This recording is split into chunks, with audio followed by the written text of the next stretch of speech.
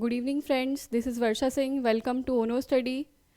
आज हम करने वाले हैं कुछ हिंदी के क्वेश्चंस जो रिलेटेड हैं यूपीएससी एग्ज़ाम से और एसएससी जीडी एग्ज़ाम्स के। चलिए क्वेश्चन करते हैं। क्वेश्चन नंबर 1 है आपका, किस शब्द में उपसर्ग का प्रयोग हुआ है। हमें ये बताना है किस शब्द में उपसर्ग का प्रयोग हुआ है। तो देखिए, पहला है उपकार, दूसरा है आपका ऑप्शन पढ़ाई, तीसरा ऑप्शन है अपनापन और फोर्थ ऑप्शन जो आपका है लाभदायक है। तो जो हमारा उपसर्ग का प्रयोग हुआ है वो हुआ है उपकार में। उपसर्ग होती क्या है? उपसर्ग होती है हमारी शब्दांश, और जो ये पूरा है वो है मूल शब्द।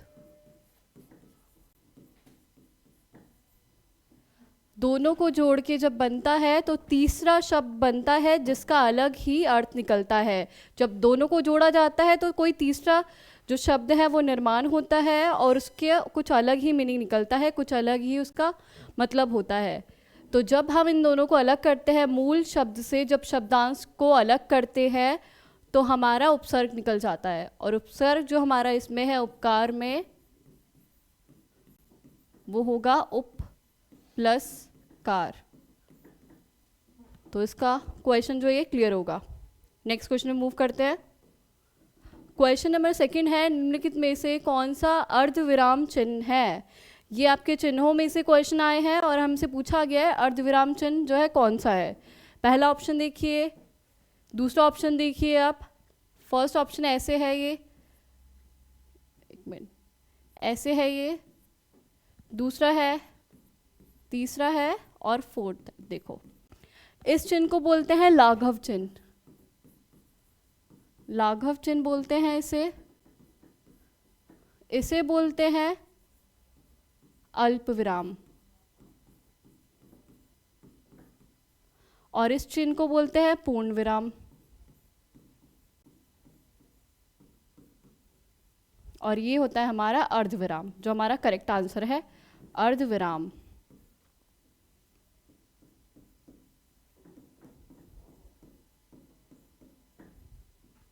लाघव चिन्ह हम यूज़ करते हैं, कुछ बड़े शब्द होते हैं उनको शॉर्ट में लिखने के लिए। जैसे हम लिखते हैं ना डॉक्टर, तो यहाँ लगा देते हैं। प्रोफेसर लिख दिया तो वहाँ लगा दिया, ऐसे। अल्प विराम होता है कुछ टाइम के ठहराव के लिए यूज़ करते हैं जब हम, जैसे कि एक समान पद होते हैं जहाँ पर, तो उनके बीच में थोड़ा थोड़ा गैप देने के लिए, थोड़ा ठहराव के लिए हम यूज़ करते हैं अल्प विराम को। और पूर्ण विराम तो पूरी तरह से जब ठहराव हो जाता है, हम पूरा एक वाक्य लिख देते हैं तो उसके अंत में हम पूर्ण विराम लगाते हैं। अर्धविराम हम लोग लगाते हैं जो जिसका ठहराव अर्धविराम जब हम लगाते हैं जिसका ठहराव अल्प विराम से ज़्यादा होता है, ज़्यादा समय तक, और पूर्ण विराम से कम समय के लिए होता है, तो अर्धविराम हम वहाँ पे लगाते हैं। क्लियर होगा ये क्वेश्चन भी। नेक्स्ट क्वेश्चन में मूव करते हैं। क्वेश्चन नंबर 3 है, निम्नलिखित में से विराम चिन्ह नहीं है। अब बताना है, उसमें बताना था विराम चिन्ह कौन सा है, इसमें बताना है विराम चिन्ह कौन सा नहीं है। पहला ऑप्शन है अल्प विराम, अल्प विराम मैंने आपको बता दिया है। दूसरा है अवतरण, अवतरण नहीं होता है चिन्ह, तो हमारा आंसर यही है। और तीसरा है निर्देशक चिन्ह, जो ऐसे होता है। और चौथा है हमारा पूर्ण विराम, जो ऐसे होता है। निर्देशक चिन्ह जैसे हम कभी और लिखते हैं ना, उदाहरण, उदाहरण लिख दिया तो ऐसे करके यूँ करके लगा दिया, या जैसा लिख दिया, जैसे तो लगा देते हैं, फिर राम श्याम ऐसे करते हैं, तो यहाँ निर्देशक चिन्ह लगता है। पूर्ण विराम तो मैंने बता दिया है और अल्प विराम बता दिया है, तो अवतरण इसमें से हमारा विराम चिन्ह नहीं है। क्वेश्चन क्लियर होगा। नेक्स्ट क्वेश्चन में मूव करते हैं। क्वेश्चन नंबर 4 है, वाक्य के घटक होते हैं। कौन से घटक है बताना है। घटक का मतलब है अंग। वाक्य के कौन से अंग होते हैं? वाक्य के 2 ही अंग होते हैं, जो कि है, पहले ऑप्शन देख लेते हैं। पहला ऑप्शन है उधेय और विधेय, सेकंड है कर्ता और क्रिया, थर्ड है कर्म और क्रिया, फोर्थ है कर्म और विशेषण। तो हमारा जो करेक्ट आंसर रहेगा वो आंसर नंबर 1 रहेगा, उधेय और विधेय होता है। उधेय मतलब जिसके बारे में बोला जा रहा है, और विधेय मतलब जो भी बोला जा रहा है, जिसके बारे में बोल रहे हैं, जिसके बारे में बात हो रही है।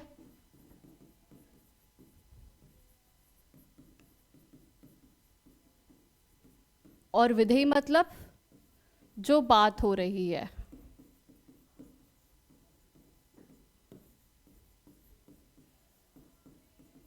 क्लियर हो गई question I think. Next question में मूव करते हैं। क्वेश्चन नंबर है 5, किस शब्द में आवा प्रत्यय नहीं है। अब हमें बताना है प्रत्यय किस में नहीं है, वो भी आवा वाला। देखिए मैंने पहले ही बताया कि जो प्रत्यय बनता है, कोई शब्द बनता है उसमें, तो पहले शब्दांश जुड़ा होता है, शब्दांश प्लस मूल शब्द, तब जाके वो तीसरा शब्द बनता है और उसका कुछ और अर्थ निकलता है। तो हमें शब्दांश को अलग करना होता है जब भी प्रत्यय की या फिर उपसर्ग की बात होती है। तो देखिए पहला ऑप्शन है दिखावा, सेकंड है बुलावा, थर्ड है लावा और फोर्थ है चढ़ावा। और जब भी हम शब्दांश को अलग करते हैं मूल शब्द से, तो जो मूल शब्द बचता है उसका खुद में अर्थ होता है। जैसे इसमें देखिए दिखावा, अगर मैं इसे अलग करती हूँ दिख प्लस आवा, सॉरी प्रत्यय है ना, ये प्रत्यय पीछे लगेगा आपका, इसमें मूल शब्द प्लस शब्दांश प्रत्यय के लिए, और उपसर्ग के लिए आगे लगता है उपसर्ग, और ये प्रत्यय के लिए। तो मूल शब्द हम लेंगे, दिखावा में क्या होगा, दिख प्लस आवा। तो अगर हम इसको शब्दांश को हटा देते हैं तो जो हमारे पास बचेगा दिख, इसका खुद में मतलब रहता है मूल शब्द जिसे बोलते हैं, कि हम शब्दांश को जब हटा दें आगे से या पीछे से उपसर्ग में हटा देते हैं तो भी उसका अकेले का मतलब रह जाता है, और अगर हम प्रत्यय में भी हटा देते हैं तो भी उसका मतलब रहता है। अगर ऐसा कोई शब्द बचता है जिसका कोई मतलब नहीं होता तो वो हमारा प्रत्यय और उपसर्ग में नहीं होता है। तो हमारा ऑप्शन देखिए क्या है, दिखावा, बुलावा, लावा, चढ़ावा। अगर हम इसको अलग करें दिख बच जाएगा तो उसका भी मतलब रहता है, भूल का भी रह जाएगा और चढ़ का भी रह जाएगा। लावा जो अकेला है जिसका कोई मतलब नहीं रहेगा मूल शब्द का, तो हमारा जो ऑप्शन रहेगा करेक्ट कि प्रत्यय कौन सा नहीं है, तो हमारा रहेगा third option. Now move to next question. Question number 6, Hindi किस भाषा परिवार की भाषा है। तो ऑप्शन हमें जो गिवन है वो देखिए, द्रविड़, चीनी तिब्बती, भारतीय, चीनी द्रविड़, चीनी तिब्बती, भारोपीय, ऑस्ट्रिक। मतलब क्या है, हमारी जो भाषा हिंदी है भाषा की किस भाषा परिवार की भाषा है हमें ये बताना है। तो हमारा जो करेक्ट आंसर है वो रहेगा भारोपीय, भारत प्लस यूरोप।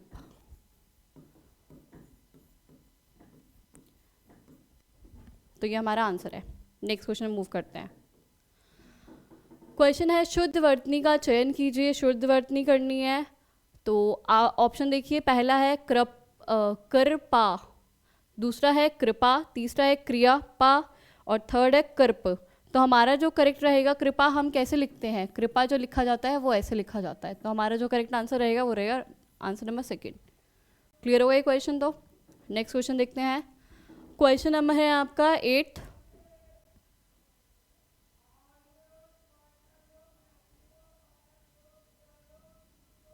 देखिए, निम्नलिखित में से किस शब्द में प्रत्यय लगा हुआ है, इसमें भी हमें बताना है किस शब्द में प्रत्यय लगा है। तो ऑप्शन देखते हैं, पहला ऑप्शन है सागर में, सेकंड है जादूगर में, थर्ड है नगर में, या फिर फोर्थ ऑप्शन इनमें से कोई नहीं है। तो हमारा जो करेक्ट आंसर रहेगा वो आंसर रहेगा सेकंड। किस में प्रत्यय लगा है, सागर में तो नहीं लगा है, क्योंकि हम अगर कर दें साग र या फिर सा कर दे सा प्लस गर तो इनका कोई मतलब नहीं बचता है, मूल शब्द का कोई मतलब ही नहीं बचता है। तो ये हमारा ऑप्शन करेक्ट नहीं होगा। नगर में भी ना या गर कर दो तो भी कोई मूल शब्द का कोई मतलब नहीं रह जाता है। और अगर हम जादूगर में करते हैं प्रत्यय को अलग, जादू प्लस गर, तो इसमें मूल शब्द का भी अर्थ निकलता है और प्रत्यय भी अलग हो जाता है। तो हमारा जो करेक्ट आंसर है वो आंसर नंबर 2 है, जादूगर। क्लियर होगा ये क्वेश्चन भी। क्वेश्चन नंबर 9 की तरफ चलते हैं।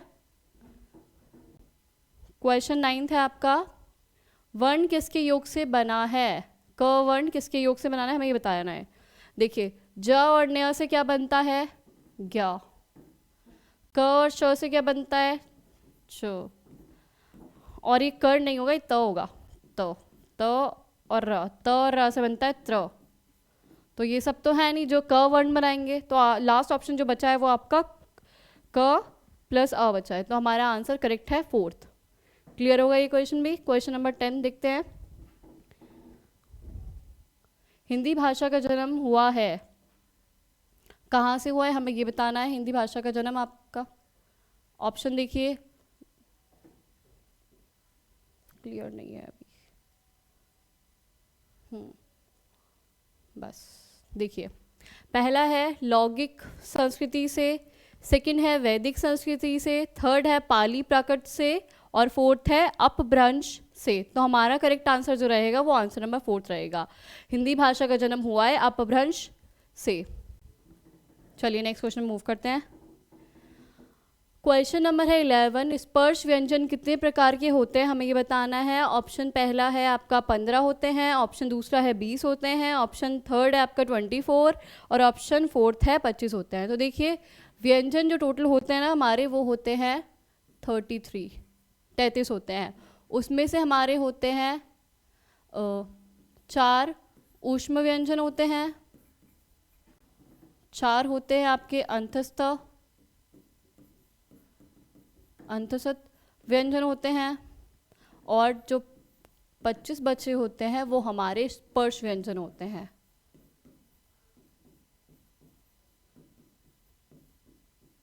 तो हमारा जो करेक्ट आंसर रहेगा वो आंसर नंबर रहेगा फोर्थ 25। 25 होते हैं हमारे स्पर्श व्यंजन। क्लियर होगा ये क्वेश्चन भी। नेक्स्ट क्वेश्चन मूव करते हैं। क्वेश्चन नंबर 12 है, निम्न वाक्यों में से मिश्र वाक्य कौन सा है। पहले तो हमें पता होना चाहिए मिश्र वाक्य होता कौन सा है। मिश्र वाक्य होता है जहां पर एक वाक्य के अंदर एक वाक्य दूसरे वाक्य पर आश्रित हो, या एक वाक्य में दूसरे वाक्य पर आश्रित हो। ये होगा आपका पहला जो ऑप्शन है वो देखिए, चोर को देखकर सिपाही पकड़ने दौड़ा। सेकंड है सेठ जानता है कि नौकर ईमानदार है। थर्ड है नेताजी भाषण देकर चले गए। फोर्थ है बिजली नहीं थी इसलिए अंधेरा है। तो हमारा जो रहेगा वो रहेगा आंसर नंबर फोर्थ, बिजली नहीं थी इसलिए अंधेरा है। मिश्रित में इसलिए, ज्यों त्यों, तो, जिसने, उसने, ये सब आते हैं। इन सब से जुड़ के बनता है मिश्रित वाक्य हमारा। बिजली नहीं थी इसलिए अंधेरा है था, तो ये हमारा करेक्ट आंसर रहेगा। नेक्स्ट क्वेश्चन मूव करते हैं। वह कौन सा व्यक्ति है जिसने जवाहरलाल नेहरू का नाम ना सुना हो। ऑप्शन है आपके, ऑप्शन नंबर ए है, इसमें बताना है आपको संयुक्त वाक्य है या मिश्रित वाक्य है। ए ऑप्शन है संयुक्त वाक्य, सेकंड ऑप्शन है मिश्र वाक्य, थर्ड ऑप्शन है सरल वाक्य और फोर्थ है इनमें से कोई भी नहीं है।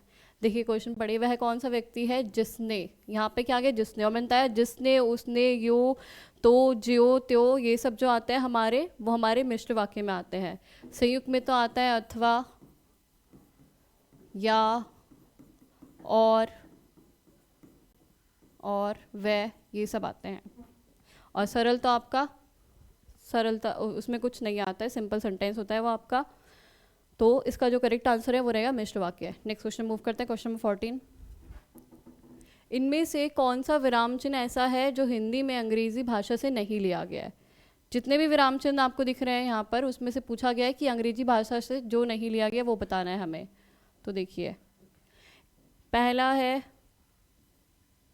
सेकंड है क्वेश्चन मार्क, ये लिया गया है।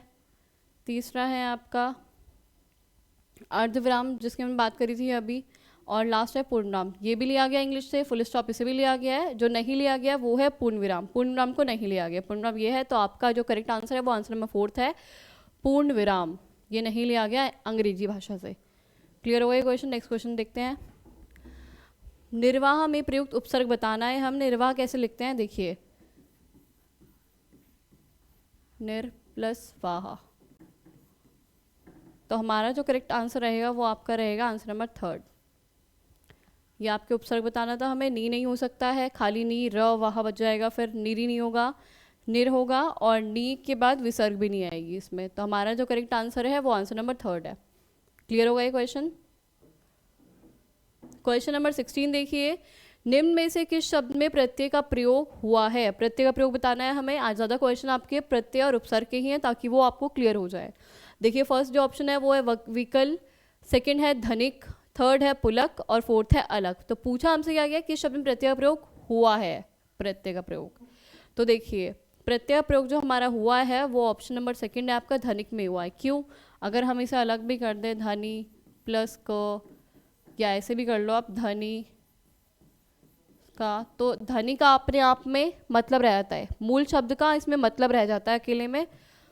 जब वो उसको अलग कर दिया जाता है वाक्यांश से, जब वाक्यांश को अलग करते हैं हम मूल शब्द से, अलग करते हैं मूल शब्द से, तो उसका खुद में एक मतलब बन जाता है, तो वही हमारा प्रत्यय हो जाता है। देखिए तो इसमें आंसर हमारा धनी क्या, विकल्प को और कर देंगे वी कल, तो उसका कोई मतलब नहीं रह जाता है। और पुलक कर देंगे पू लक, तो उसका भी कोई मतलब नहीं रह जाता है। तो हमारा जो करेक्ट आंसर रहेगा वो आंसर नंबर बी रहेगा, धनिक। नेक्स्ट क्वेश्चन में मूव करते हैं, क्वेश्चन नंबर 17।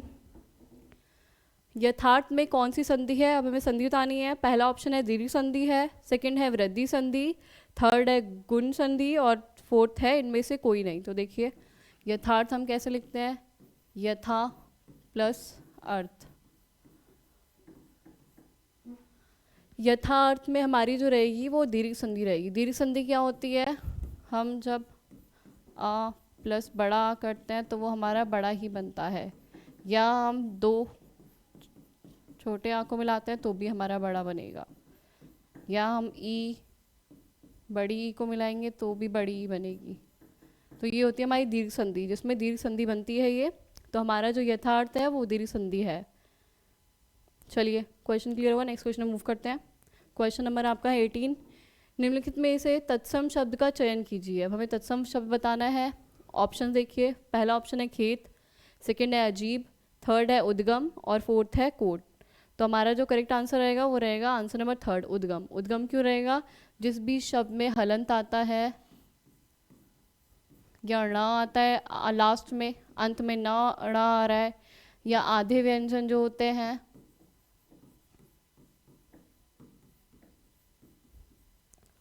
वो सब तत्सम में आते हैं,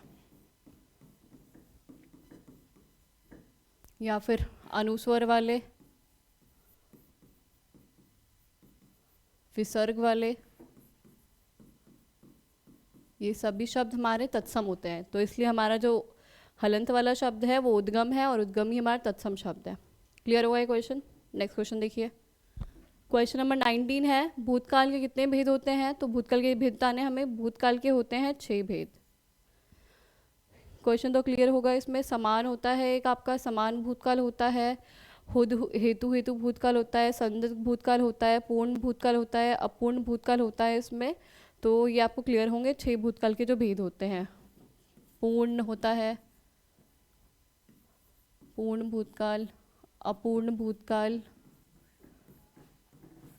संदिग्ध होता है भूतकाल, और हेतु हेतु होता है,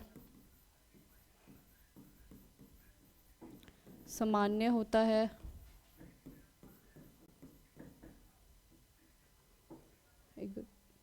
एक और होता है आपका, वो भी माइंड में नहीं है। बाकी 6 भूतकाल के भेद होते हैं आपके। तो ये क्लियर हुआ क्वेश्चन कि भूतकाल के 6 भेद होते हैं। नेक्स्ट क्वेश्चन मूव करते हैं। निम्नलिखित में से किस वाक्य में अकर्मक क्रिया है। अकर्मक क्रिया बतानी है हमें। ऑप्शन से आपके, राम पत्र लिखता है, सेकंड है मैं बालक को जगवाता हूँ, थर्ड है गेहूँ पिस रहा है, और फोर्थ है मदन गोपाल को हंसा रहा है। देखिए अकर्मक क्रिया जो होती है ना, उसमें हमें वाक्य में क्या का उत्तर नहीं मिलता है, नहीं मिलता है, और जो सकर्मक होती है उसमें हमें क्या का उत्तर मिल जाता है। जैसे बालक खाना खा रहा है तो हम क्या लाएंगे इसमें, जैसे एग्जाम्पल देखिए, बालक खाना खा रहा है, तो अगर हम यहाँ पे क्या पूछते हैं, क्या लगाते हैं खाना की जगह, क्या खा रहा है, तो हमें उत्तर मिलता है खाना। तो जहाँ पे उत्तर मिलता है हमें क्या का, तो वो हमारी होती है सकर्मक क्रिया, और जहाँ पे हमें क्या का उत्तर नहीं मिलता वो अकर्मक होती है। तो हमें यहाँ पे अकर्मकता नहीं है जहाँ पे हमें क्या का आंसर ना मिले। तो देखिए ऑप्शन, राम पत्र लिखता है, हाँ अगर हमें यहाँ पे क्या लगा दें, राम क्या लिखता है, पत्र लिखता है, तो ये तो हमारी सकर्मक क्रिया हो गई। मैं बालक को जगवाता हूँ, मैं बालक को क्या करवाता हूँ, तो ये भी हमारा सकर्मक हो गई। गेहूँ पिस रहा है, क्या पिस रहा है, गेहूँ, तो ये भी नहीं होगा हमारा। मदन गोपाल को हंसा रहा है, मदन गोपाल को क्या, मदन क्या करवा रहा है, तो इसमें भी हमारा जो आपका करेक्ट रहेगा, सॉरी इसमें रहेगा पहला ऑप्शन तो आपका करेक्ट नहीं है, पत्र लिखता है, मैं बालक को जगवाता हूँ, ये भी आपका करेक्ट नहीं होगा। और लास्ट देखिए, मदन गोपाल को हंसा रहा है। मदन गोपाल को क्या करवा रहा है? हंसा रहा है। तो ये भी करेक्ट नहीं होगा। जो हमारा करेक्ट आंसर रहेगा वो होगा गेहूँ पिस रहा है। गेहूं को क्या पिसवा रहा है, ये सब नहीं है ना, सिंपल है। तो हमारा यही रहेगा आपका अकर्मक क्रिया का आंसर। क्लियर होगा ये क्वेश्चन। नेक्स्ट क्वेश्चन में मूव करते हैं। Question number 21। इनमें से कौन सी शब्द समूहवाचक संज्ञा है?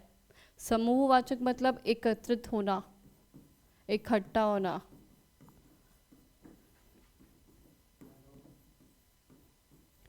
जहाँ भी एकत्रित होने की बात होती है, इकट्ठे होने की बात होती है, वहाँ हम समूह की बात करते हैं। ऑप्शन देखिए, सभा, मिठास, सोना, इनमें से कोई नहीं।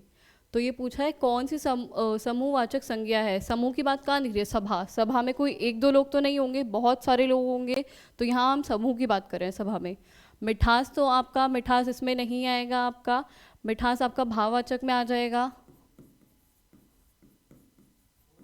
और जो सोना है वो हमारा द्रव्यवाचक में आ जाएगा।